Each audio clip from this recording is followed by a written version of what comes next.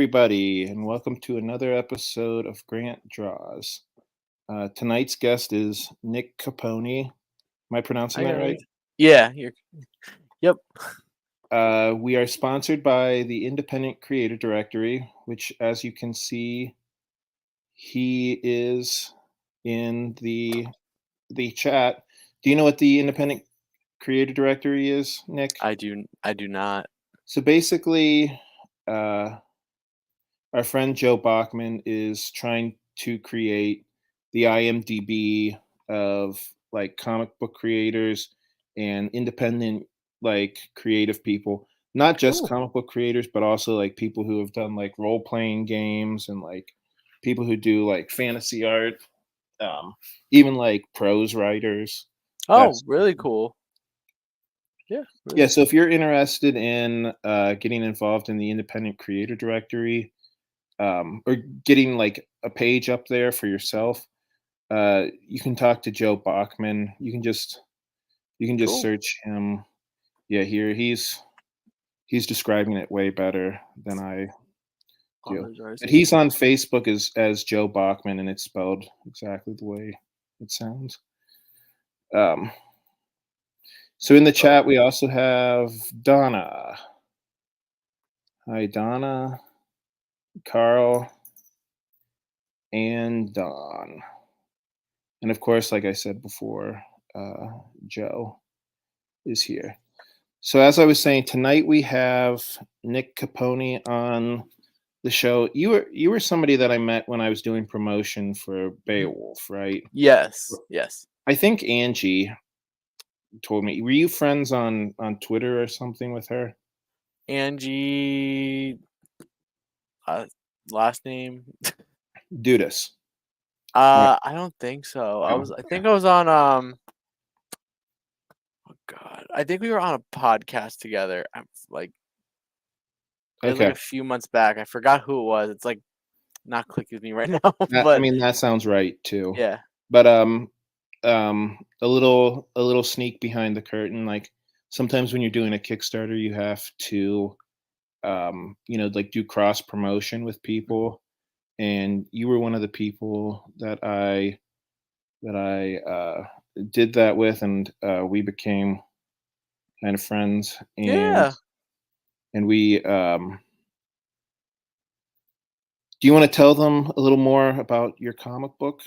Yeah. So I actually I have two main comic books on rotation that I'm working on. One of them is with a publisher called Sonopa Publishing with Sam Quinton. You might have heard of him. We do a book called Reign of Ages. We actually just printed issue 3, which actually I have a copy right here. So this is like fresh off the printer. Um, so basically, this is a high fantasy black and white book. Basically, the fan reaction since issue 1 was if you like ElfQuest meets Lady Death, uh, you'll like this. It has a little bit of a manga Oh, flair okay, to cool. it, and Are you I doing wanted all to the art on this? wait. Pardon?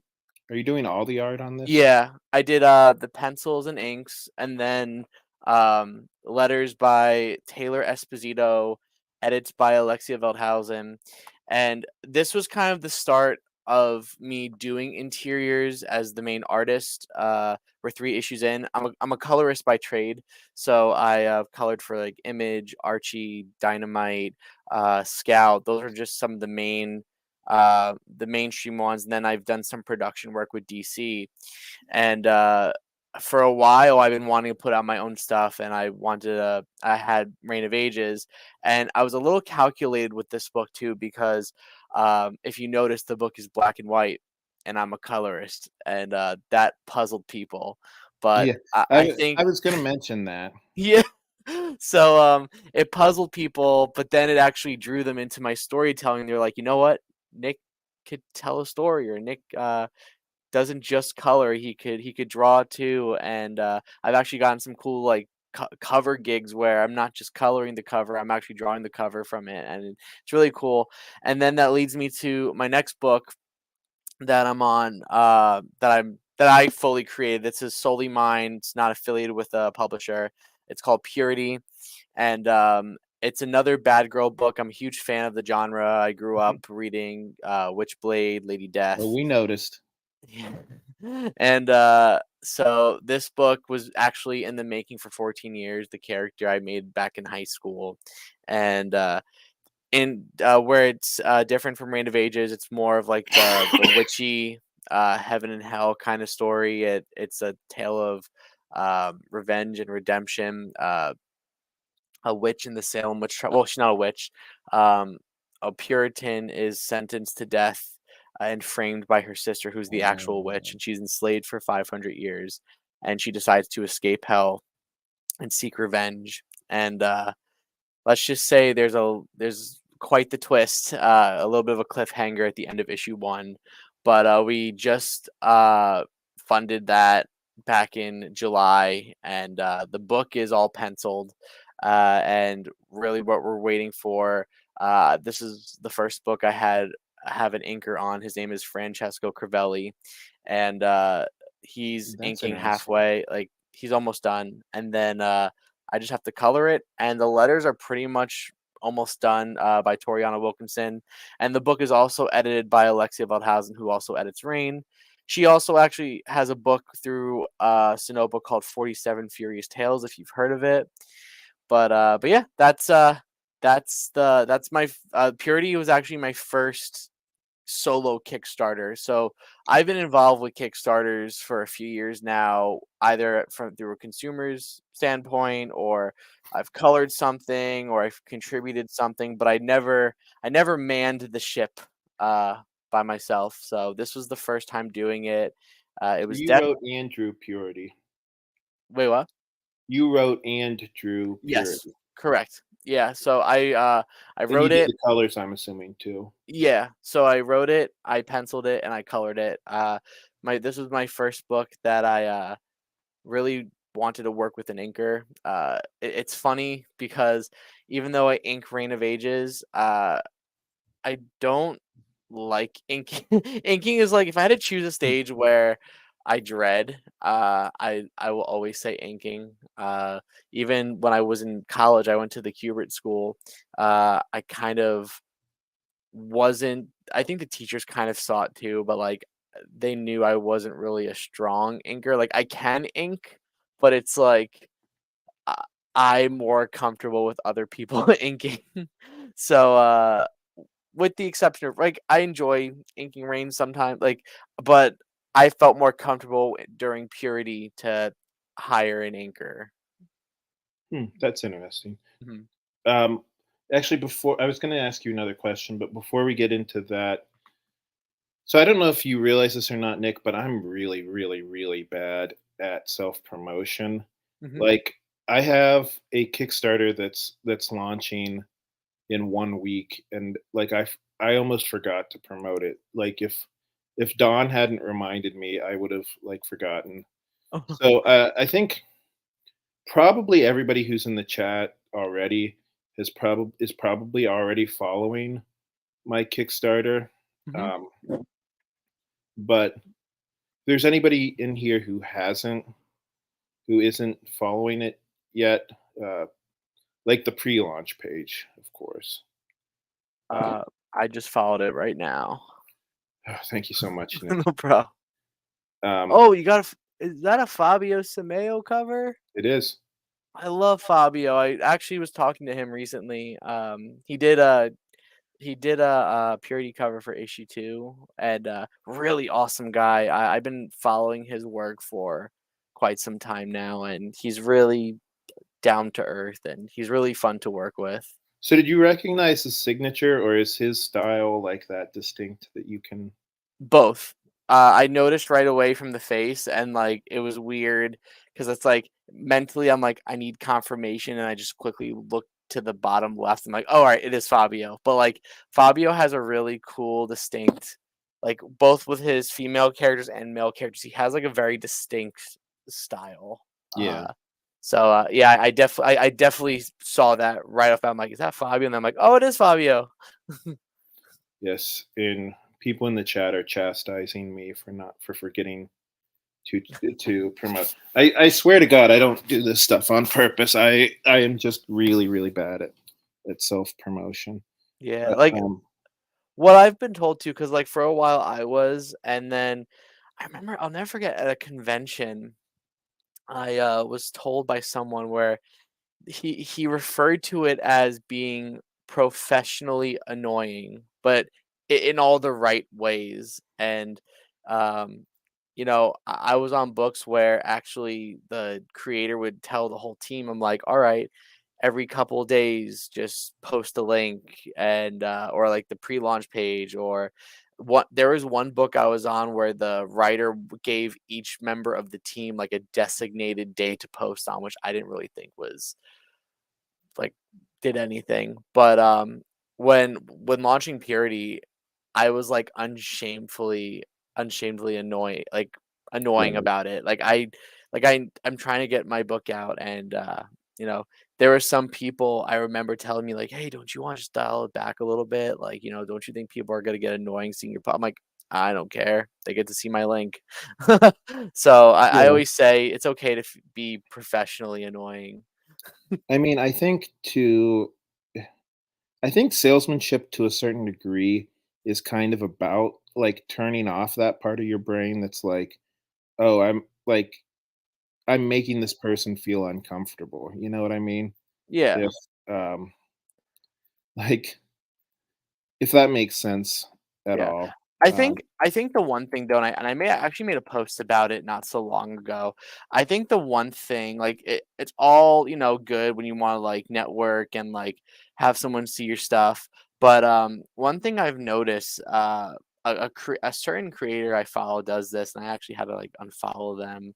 Not gonna name names, but I never had a single conversation with this person, and I would notice that they would either tag me in every post they do, alongside like 70 other people. And then when it came to like their Kickstarters, they would also tag me. And I'm I hate like, that. I hate that because it's like, if I never had a single conversation with you, I don't know you. And like, I understand, like, look, I understand of being,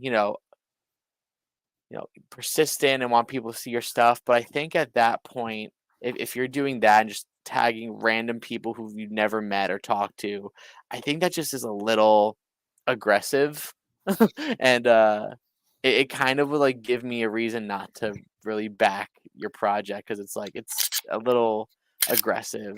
And yeah, and like, when I posted that a lot, people were like, yeah, no, like not that they knew who the person was or anything, but, like, they said they've, like, experienced a similar thing where, um, they would get these, like, random people just tag them into things, and you're like, "Oh, I never talked to this person a day in my life." So, Yeah, it it's just just kind of weird.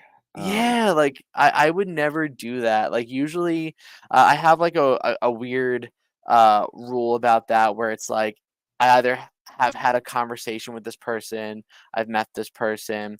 A given was always, tag whoever's on the book. You know, Yeah, I look at it in a way of where it's not only supporting you, but it's supporting them as well. If they have a fan base, or exactly. maybe even tagging them could introduce new people to them, and that like I try and like I look at every book I'm on, everyone is just as important. So I try and give them the support they deserve. And like I said, if I just give them a shout out, like I've been doing that towards like each stage with like Purity.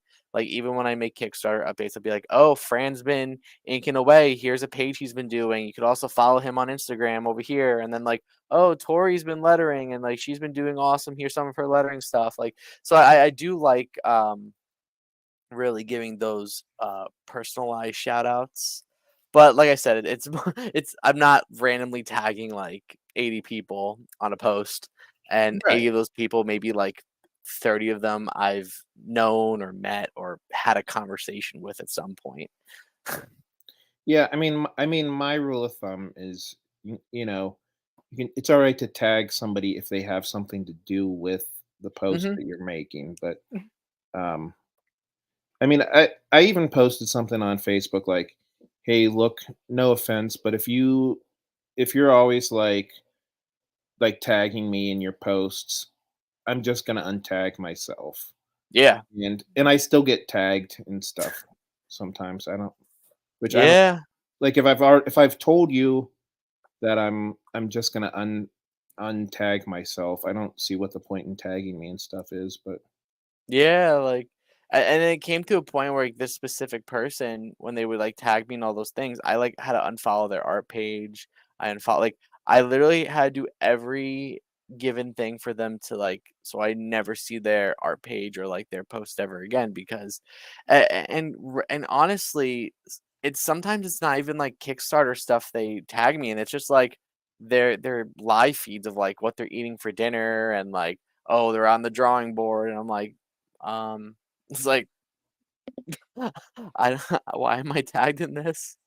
Not to be rude about it, but I'm like, why am I tagged in this? yeah, really. Yeah. Yeah. I don't get it either, um but, so I mean, your Kickstarter went pretty well, so you must be relatively good at self-promotion, right? Yeah, thank you. Yeah, I try to. Like the thing is I I do have a following from, years ago of like, I had some indie web comics I was working on. And I think it's like between that and also just, I would post every day. And I would make it a point where it's like, I don't care if it's like a finished piece of art or it's like a a sketch or like a layout for a page. I try and give like my following something at least like 2 to 3 times a week. I think that kind of keeps it very consistent with the algorithm. One thing I'm trying to figure out, because I know people on Instagram specifically, I think you could time your posts or schedule your posts. I think that Um, might also be helpful, especially if um, you're struggling kind of to do it as like an everyday thing or like a more consistent thing. You could just kind of plan it. And I notice also it really comes down to the hashtags you use. Some people swear that using just like trending hashtags can bring more people in. And then, I mean, I hashtag a lot. I hashtag like digital art, hashtag illustration, hashtag fantasy art, and whatever I can to really bring more people to my audio, like to my page. Another thing I tried doing, but then it kind of it was very short lived. Was I would do that thing where you could like you pay money for like exposure, like you pay money for like more people to like look at your page. did you have luck I with that? like boosting posts or whatever, and I thought it was kind of like a crock of bullshit, so I stopped Oh, really? doing. Yeah, because it only took you so far, and then where they get you, it's like, oh, so instead of $2 a day, if you up it to $15 a day, you can get 4,000 people looking at your page every day, and I'm like, it does add up. I see why people do it, but at the same time, I also felt that I wanna say it was like 50% genuine interaction, and then the other 50% was just bots. I Those mean, r yeah. yeah. I mean, that's a good point because, I mean, there's something else that I think creators need to think about is that, you know, there's engagement, there's good and there's bad engagement. Mhm. Um, like, I mean, they might be sending out your profile to a lot of different people, but that doesn't mean that those people are gonna start following your page, you know what I mean? Exactly. It's not like you know, they have, like, a gun to their head being like, "Oh, you better follow this page," and, like, you know, it goes back to just even art. Art's subjective, we have art that a lot of people like, and then we have art that a lot of people might not like, or it might not be their cup of tea, so it's like, you can't always guarantee that immediate following, whether if you dropped money on it or in other ways of obtaining that, it's not always a guarantee.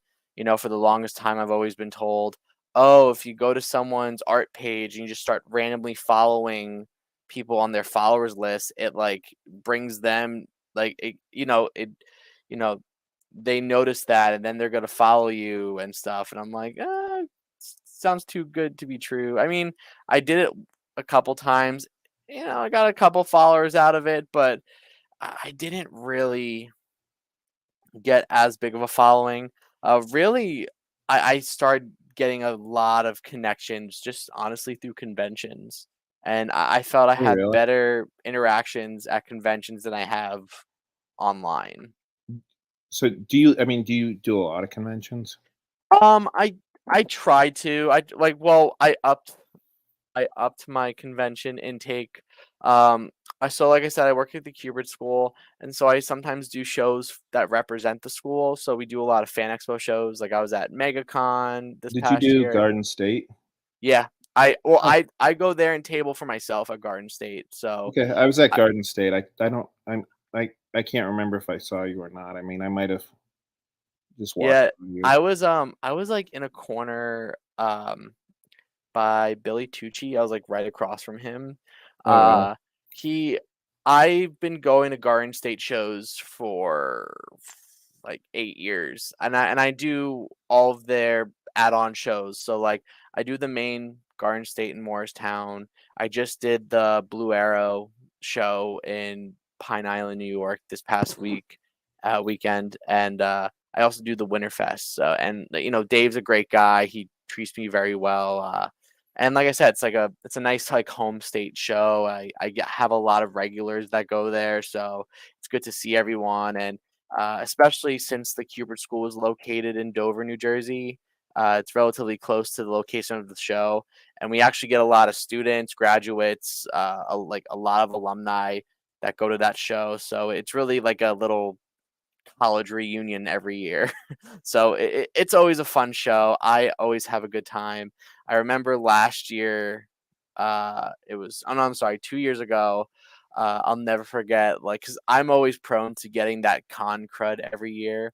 But unfortunately, that con crud 2 years ago was con COVID. And I'll never forget, I got COVID at Garden State. And the Saturday night, I, like, lost my voice completely, and then I basically self-medicated on, like, Dayquil and, like, cough drops the next day just to kind of plummet through it, and then after that, I was like, "Oh my god, I'm, like, still pretty sick," like, a few days later, and then I tested, and I tested positive, I'm like, "Oh, shit." But, yeah, that was all at Garden State. Wow. Yeah, but it is a good show, though. I've Apparently, there was done another one of those things at Dragon Con.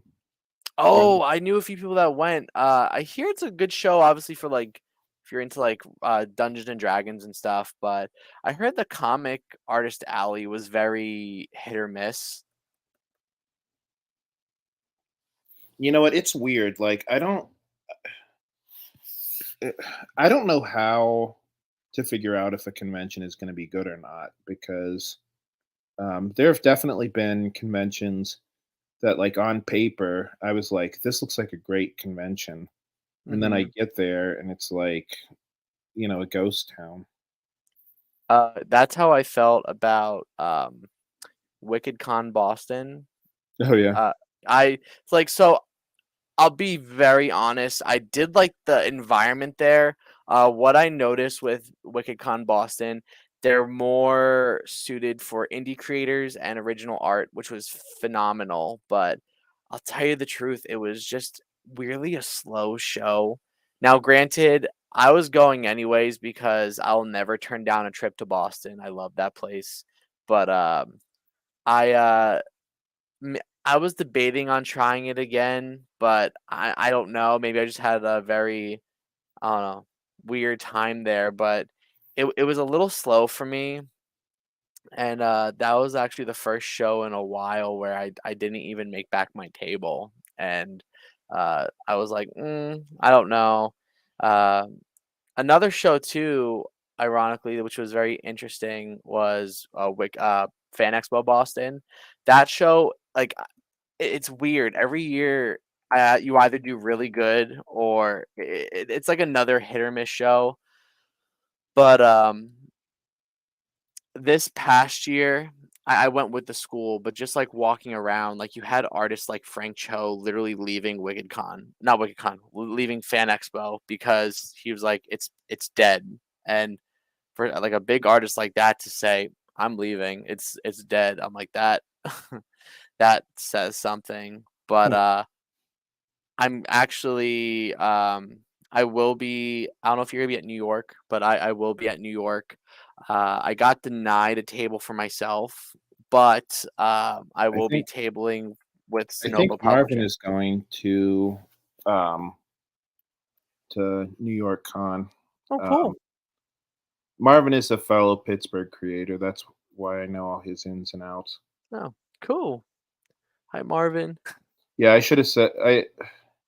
I'm also really bad at keeping up with the chat. Hi, Marvin, and hello, Ephraim. Hey, guys. Sorry. Yeah. Yeah, I don't know. I've been kind of rethinking my convention game. I don't know. I recently I've been to a couple bad conventions, and to me, like, there's nothing worse than a bad convention because you spend all that money on an Airbnb, like Mhm. gas money, and then to barely even make table fee for all Mhm. that work. It's just and that's time away from my computer where I can be working on these comic books. Mhm. Oh, I agree, and, it's weird because unfortunately, like, every show is unpredictable. Even, like, a show that you've done amazing at the year prior could be awful the following year.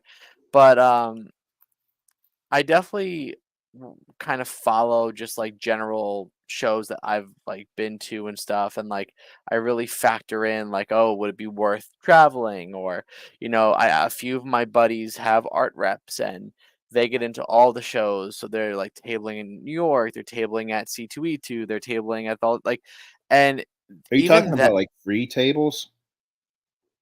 not free tables, but, like, they work with a rep, and the rep will, like, buy, like, a whole slot of tables and have artists, table Oh, for them, and, obviously, since they're an agency, they'll take a percentage out of it, but, it kind of, like, guarantees you that, "Oh, you're gonna go to New York Comic Con, and you're gonna have a table, it's under our company," and stuff like that, which I think to a degree is cool, but my whole thing with art reps and I probably would sound a little ignorant here, but I'm just from like what I'm seeing.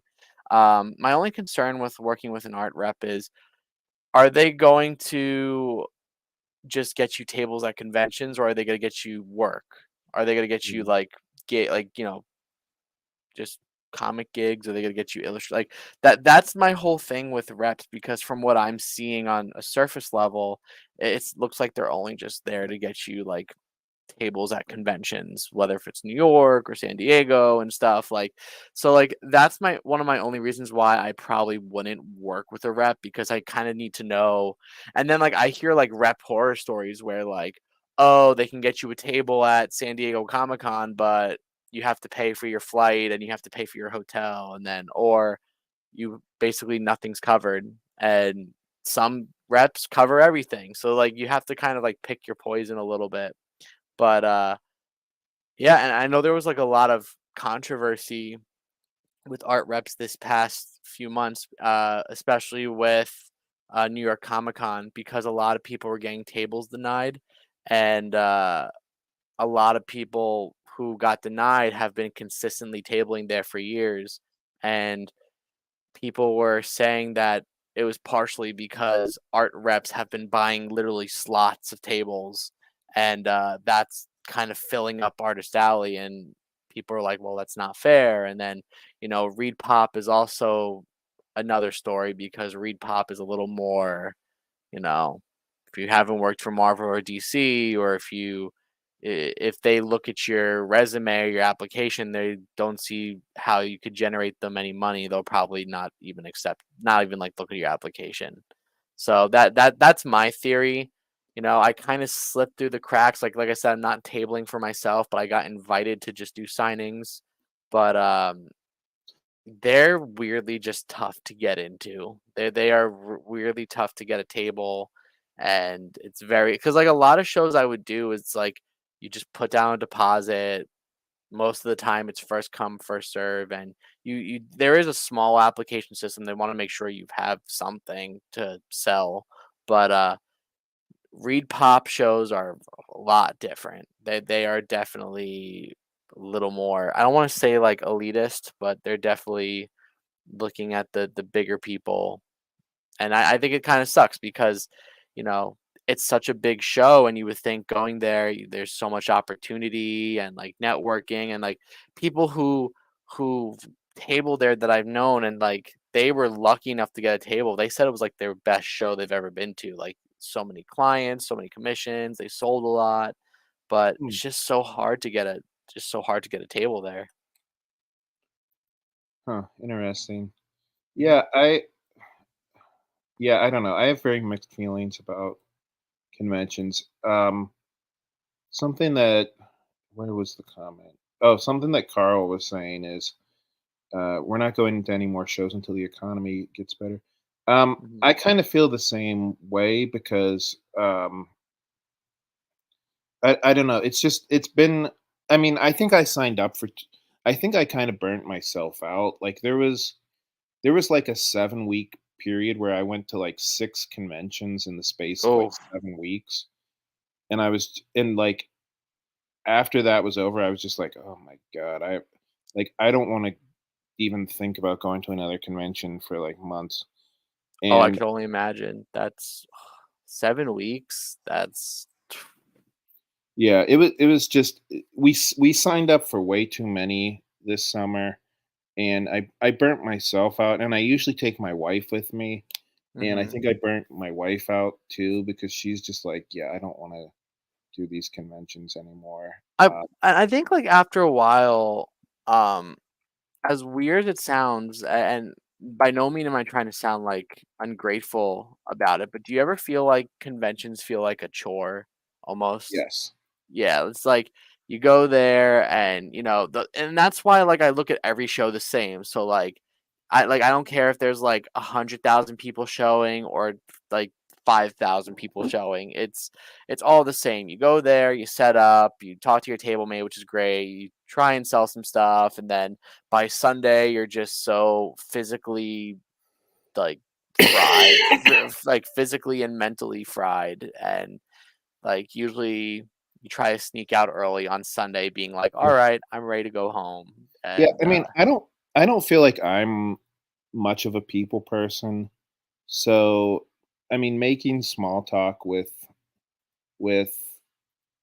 different people all day can just get really draining. Um, and it's funny. I don't know if this happens to you, but when I do a convention, like at the end of the day, I just want to go back to the Airbnb and like collapse. Yep. Like I am completely like worn out. I don't understand how, like, some people after a show, they go out to, like, all these after parties and all this stuff, and I'm like, "I'm ready to go to bed." Like, the second the show's over, I'll grab a bite to eat somewhere, and then I go back to my hotel room, and I just clock out. Like, Yeah. it's a lot. It's like labor. It's very, and then like you're standing there or sitting there all day, and like you said, like you talk to people all day, and you're like your social battery goes like from 100 to 0 real quick, and it's tough. And like when I hear people do like 20, 30 shows a year, I'm like, I could never do that. But like I do respect that hustle though, because I understand that some people rely on shows for, you know, their career, which is totally fine. But like when I hear like all those shows, it's like I barely could do like 5 or 6 a year, and then I'm just like, oh, I'm so fried. Yeah. I mean, there are a couple that I want to a couple of the bigger ones. Um I want to do HeroCon in North Oh, I hear that's really Carolina. good. I want to I hear that. do Cartoon Crossroads in Columbus. Um Someone told me to try Baltimore. Comic-Con that just passed, they say that's always a consistently good show, and they have a really, really awesome artist alley. It's like a massive it's Artist alley really apparently takes up most of their show. Are you ready for a shocker? They were Yeah. saying even Baltimore Con this year, it was like a ghost town. Really? The people that I talked to who went to Baltimore, I think like even the organizers said, I think it was like something like half the expected number of people went to um, um, Baltimore Con. So I Really? think I don't know if I like it feels to me like conventions in general are kind of getting slower. I don't know if it's because of what Carl was saying, like the economy's not great. Um, I think maybe we got a little bit of a boost, like right after the quarantine opened up. Like everybody was like, "Yay, the quarantine's over. We want to go back out and do conventions." And now that's kind of like um, going by the wayside. Mhm. I And think also partially too, shows are just different now in a sense, even pre-COVID. Um, not to I'm not throwing them under the bus by any means saying this, but, like, take a look at, like, New York, San Diego, even fan expo shows.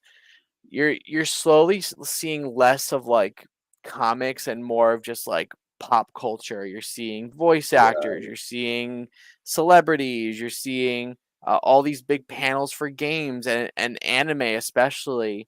And it almost feels like, as sad as it sounds, at some of these shows, it's like comics are just an afterthought. It was just like, oh, like, no one's gonna really go to Artist Alley, or like they just like what I was at one show, and Hayden Christensen was there, and the line was like atrociously large. It was like, oh my gosh.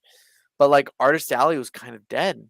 Like no one was going on. They were all just like waiting in line, and especially to like this past year with Stranger Things, like so many people were obsessed with that one kid, Eddie, or whatever the character was. And like he was at a show, and like no one was really paying attention to like comics or even like indie comics especially, and it sucks because it's like these fan expos, these comic cons, they all started from comics, and the fact that it's just kind of like an afterthought to a lot of these shows and just more like a pop culture fest.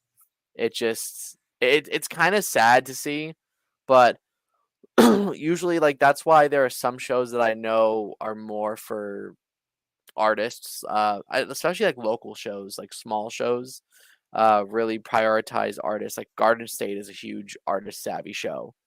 They have vendors there, but the real thing is just for Artist Alley. Their Artist Alley is massive, so it really depends on the show. But that's the thing I'm noticing with these larger scale shows is that they're starting to cater more for um you know pop culture and voice actors and celebrities, and it kind of sucks to see, but that I feel is what conventions are turning into. my biggest pet peeve is when you're sitting there and you're talking to somebody and you say, "Hey, would you like to check out some comics?" And they say to you, "Sorry, I don't read comic books." And it's like you're at a comic book convention Yeah, and you don't read comic books. But it's like you said, like I know a lot of these comic cons are taking the word comic out of it. It yeah, like like we stopped doing the big convention in Pittsburgh. The big convention in Pittsburgh is called Steel City Con, and it used to be Steel City Comic Con, but now it's just Steel City Con because like the comic books are just like way on the back burner. yeah. And it like I said, like what you said, it's just like there wouldn't be these conventions if it weren't for comics. And like I don't want to sound like gatekeeping when I say this, but it's like even to that degree, like the extent that I see a lot of con goers now know about comics is just MCU. And like when you ask them like, "Oh, have you read Avengers comics?" They'll be like, "No." I just seen the movies. And like I said, I'm not trying to gatekeep and say that that invalidates things, but it's like, you're at a Comic Con and, try and promote comics and no one's really read comics, but they've only seen, the blockbusters. They've only seen it's a little weird. And then yeah, I just saw like Carl's comment about the Funkos. Like I don't Yeah. see the hype with Funkos. I'm just like they're weird bobblehead looking things. I It don't it's almost to me like people love everything about comic books except for the comic books. Yep. Like, it's like they buy a Captain America Funko Pop, they buy a Captain America T-shirt, they buy a Captain America hat, they go see the Captain America movie, and then it's like, Yeah. "Hey, why don't you read this Captain America comic book?" And they act like the comic book has germs all over it, you know what I Yeah. mean? 100%. And you're like, "Well, okay." And then like it's and all those like weird I mean there's shippings everywhere. Like I think people just love to ship things, but I think some of those get really out of hand to be honest. I think they're a little odd.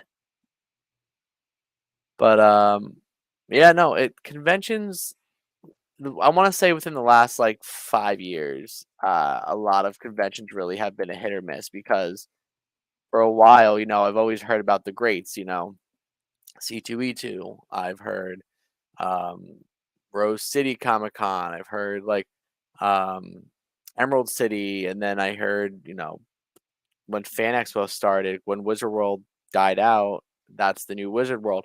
I'm like, you had such big shows, and whenever you go there, you could see like so many people engaging and like making so much money, and then now it's just like a different space. And like I said, some shows are fine. Some shows are like more local shows, if anything, for me, but, like, I do like going to shows just to talk to people, I get to catch up with some friends that I haven't seen in years or that I went to school with, or, what was really cool this year at MegaCon, I met some people that I've colored for and in the flesh, like, I've Yeah. never met them like, I met, I don't know if you're familiar with Jen Leonard, she's a good friend of mine, and I color for her a lot. I'm actually coloring a cover for her uh, currently. But yeah, like she made a surprise visit at MegaCon, and I was like, oh my god, Jen, like it's awesome, and like it's really cool in like that aspect where you just get to hang out and meet people. But outside of that, it does like especially like 4 day shows. 4 day shows are so like by that Sunday, I like want to peace out at like noon. Yeah, I think Cartoon Crossroads I think that's a 5-day show actually. Oof. And I'm gonna try to do that this next year. So And where is that? what's that? Where is that? Columbus. Okay. Yeah, Um, I knew a few people that just went to like Cincinnati Fan Expo or uh, Comic Expo. They said that was a pretty good show, like privately owned show. It's massive. Um, that might be a show I'm looking at. I want to kind of branch out. I still have to get a passport, but like I hear Fan Expo Toronto is also a very big show. It's like the New York Comic Con in San Diego of Canada. It's a massive show. yeah. Yeah. Um, yeah, I don't know. It's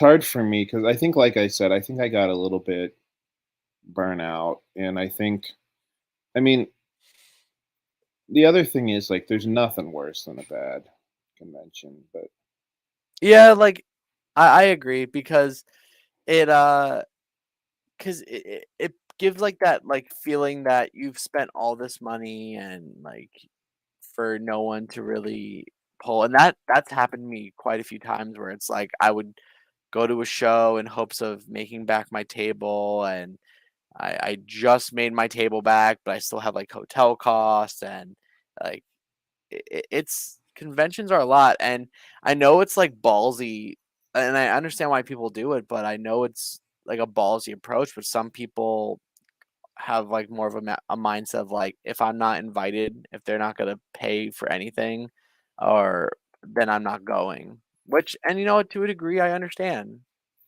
So I think people are getting tired of us harping on all the negative stuff. So Carl wants to know, what are you working on currently? Like, do you have any projects in the iron? Yeah, so I'm wrapping up the I'm wrapping up Purity, and then I'm also currently coloring. I'm pretty sure I could say it. I'm coloring a cover for Luis Torres's book Lily the Demoness. That's uh, due in a few days actually, and then I'm also working on some stuff. If any of you are familiar with Justin Hunt and Mythos Comics Group, I've been working on some stuff for his book Ninja Witch.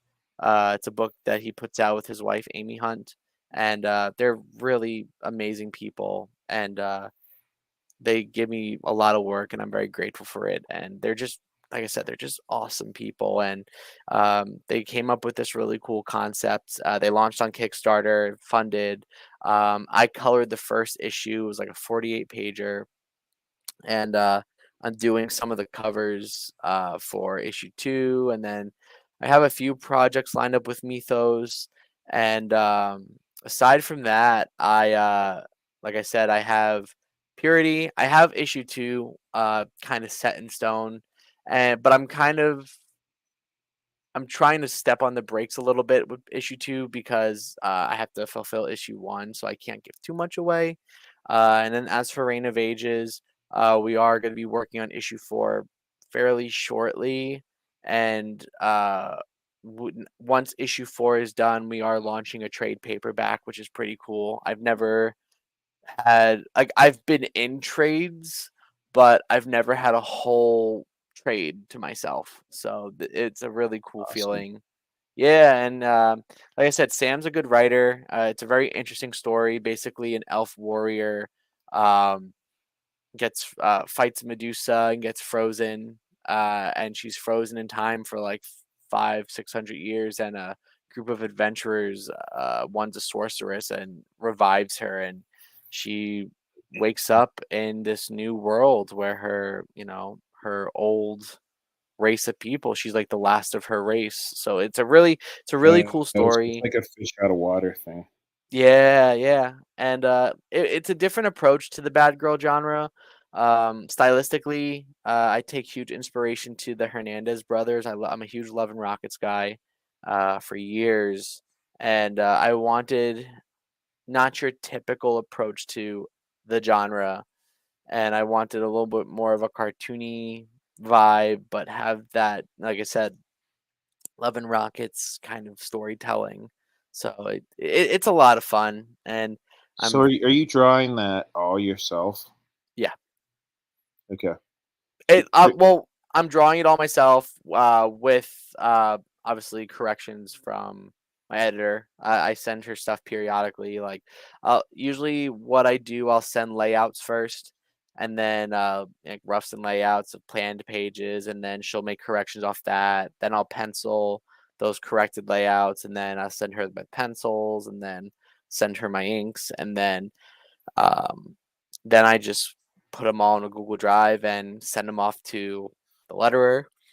And this man letters everything under the sun. Like Taylor letters like DC. He's lettered for Marvel. He's lettered for Dynamite. He's like the main letterer at Zenoscope. He's done a lot of stuff. And when he letter, and he's like a fast letterer too. So like I literally could send him. Not that I would do this because I don't know if he's watching, but I would not do this. But if I sent him a book the night before it's due, he will get it done in like a half hour. He's Oh, he's really? really good. Yeah, he's very good. Wow. He letters so many books on rotation. I don't know how the man sleeps. He has 2 kids and he's lettering all these books. I'm like, I don't know how you do it, man. So you But don't let so you don't let so you've never have you ever tried lettering a comic book yourself? I've tried, especially with like web comics too. I've tried. When I was a student at the school, I had the legendary High Eisman as a lettering instructor, and he kind of put the nail on the coffin with me. He basically told me lettering is not my thing, and I was like, I Now, accepted that. if And right now, are you talking about, like, hand-drawn lettering? yeah, even digital lettering for the matter. Like, I've lettered nothing professional, but like I had like a little creator own I was doing that kind of fell through a few years back, and I was lettering that. Can I letter? Yes, but not at a way where I would deem it professional looking or professional grade. Um, there's and especially too with sound effects. I'm not good with sound effects, but I mean, making word balloons and stuff I could do, but I would just, I would just want, I would prefer someone else to do it, and especially working with Taylor a lot because, um, we work on a few different books together, and some of them aren't even mine. I'm just coloring some of the books, Yeah. and he's really showed me the way of like how bad lettering could really make or break a book. Like there, and I look back at some of the books I own, and none that I've worked on, but from like years ago, and there are some where the lettering is so bad that Yeah, it it's is actually weird. Like it's it yeah. seems like such a simple thing, Hmm. but when it's bad, it's really, really, really Yeah, like to frustrating. the point where it actually like is more distracting than the artwork. That's how bad the lettering is. And I uh I don't want to risk that. So like I said, like I have letterers on board. Like the what's really cool with my letterer for Purity, her name's Toriana Wilkinson. She's lettered for DC. She's lettered for little brief things with Dynamite, and she's worked under Taylor. Taylor was her instructor at the school and taught her the ropes. So I knew hiring her for Purity, I was like, I'm in good hands. She's a phenomenal letterer, and like I said, she just graduated the school too, and she's already working on DC stuff. So it's Yeah, really impressive. And I knew when I was like wanted to make my my team for Purity, Team Purity, um, everyone on board has attended or graduated the Qbert school at some point in time. So it's a very Qbert centric team. And what's cool about that, and I always joke around with them when I say this, but it kind of actually feels like working on Purity kind of feels like working on an assignment because, uh, you know, working on stuff together like that was a very common thing in the school. And like I said, what's different, and I'm not like discrediting others, especially those who are self-taught, like they're amazing. But I think too what's helpful going to the school was you were taught like that structure, you learn about tangents, you learn about like all these different art errors to avoid, the 180 rule, which I see even pros do it and break it, but the 180 rule is very prominent, and I'm a stickler for that. But we learn how to like critique each other. We learn how to, because I'll tell you the truth, like I've worked with a lot of editors, and nothing wrong with what I'm gonna say because I love a lot of my editors, but from my experience, like especially from an editorial standpoint, you'll have 2 different kinds of editors. You'll have an editor who, can really dive into your artwork, has an artistic background, can, if a hand looks wonky, or if like, oh, watch out, there's a tangent over here. Oh, watch out with your shoulder anatomy. Like, and then you have the editor who is confident in your artistic choices and just ultimately says just, make it look pretty and get to me on time. And so I don't want to say there's no right or wrong way about that, but I do definitely prefer the editors who are a little more, they dive into my artwork and know kind of like how to spot errors. And so, like Alexia, since she's a graduate of the school, she graduated when I was a first year, she was a third year back in 2013, and she really is good at pointing out things. Like I know for Rain, for example, was kind of funny is that I accidentally didn't realize I was pulling a Wally Wood and making Rain's breast size progressively larger, inconsistent to like the previous page, and Alexia is like the boob police in a jokingly way because she'll be like careful. Like those boobs don't match the boobs from the previous page. So she's really good at pointing that out. And then also, like I said, she's good at, you know, very like even like storytelling elements, like, oh, like I flipped this panel, it reads a little better. Oh, I tilted this panel, or I feel like this panel in panel 2 would be better suited in panel 4. Like she's really good with that. And what I like about it too, why she's such a good editor, is that she kind of keeps me on my toes a little bit. You know, she's always taking my artwork or pushing my artwork to the next level. So she's making me work like harder to improve. So I really appreciate that. And that's, like I said, that for me is a great editor. So I don't know if whoever's listening, or even you, Grant, if you ever need an editor, I will always vouch for Alexia. She is magnificent to work with. What's her name?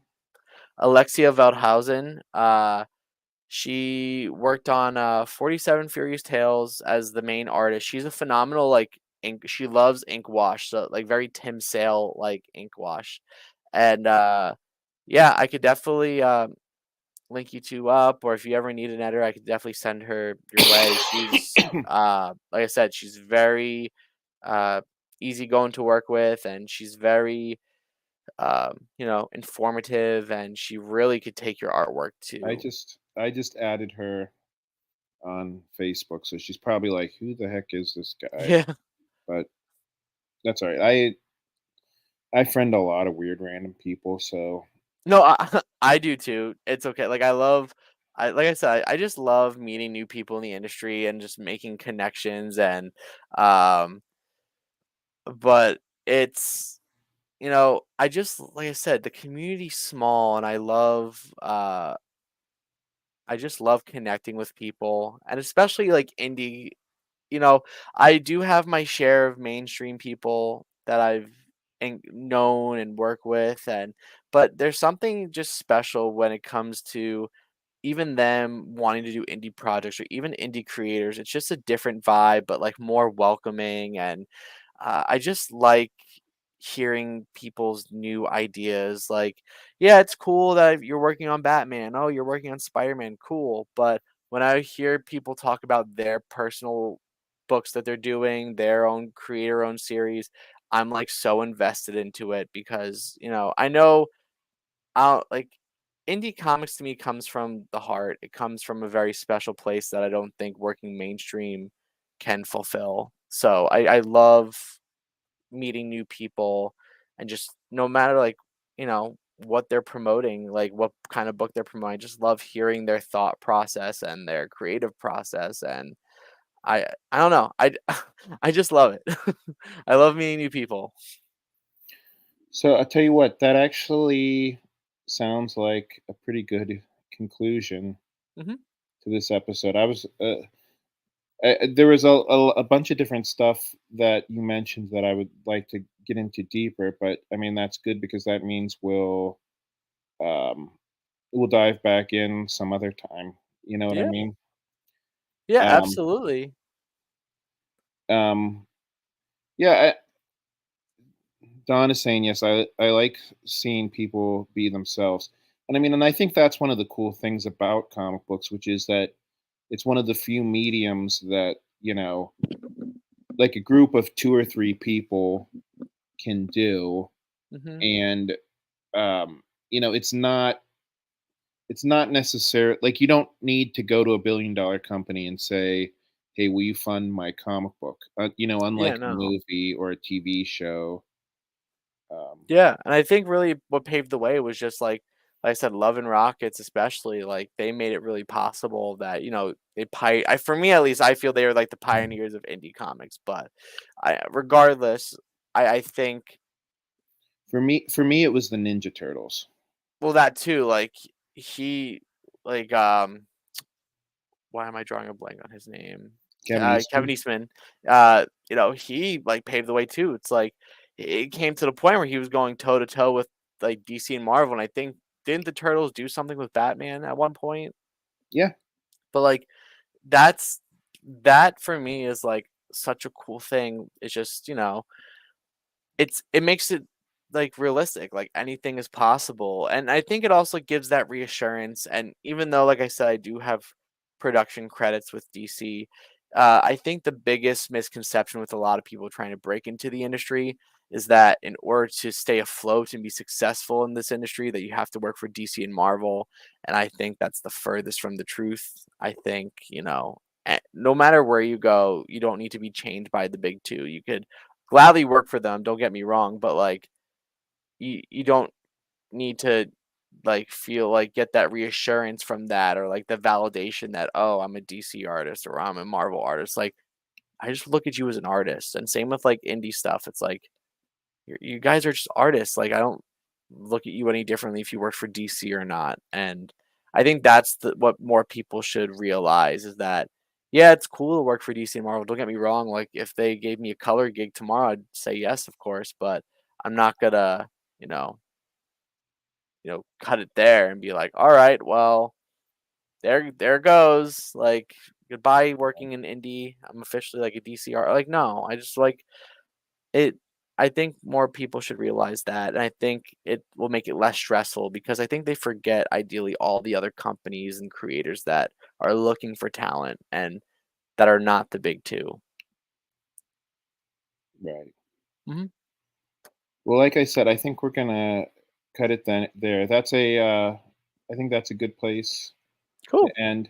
And like I said, I still have a lot more questions to ask you. If Okay. that's good, maybe the next time you do a Kickstarter, you can get a hold of me and come back on. Absolutely. I would love that. So thank you, Nick. Thank you, everybody in the show.